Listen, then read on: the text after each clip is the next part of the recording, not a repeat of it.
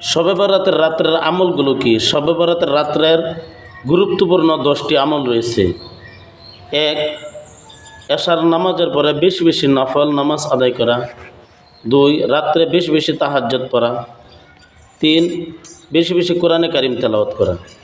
4, বেশি বেশি ইস্তেগফার পড়া। 5, আল্লাহর জিকির আজকার বেশি বেশি করা। 6, আন্তরিকভাবে তওবা করা। 7, নিজের বা অন্যর জন্যে দোয়া করা। 8, হিংসা ঝগড়া বিবাদ পরিত্যাগ করা। 9, কবর জিয়ারত করে মৃত্যুদের জন্যে মাগফিরাতের দোয়া করা। 10, শাবান মাসে বেশি বেশি নফল রোজা রাখা। এই শবে বরাতের রাত্র মোট 10টি আমল। ভিডিওটি সবার কাছে শেয়ার করে দেন, সবাই যেন শবে বরাতের রাত্রের আমলগুলি জানতে পারে।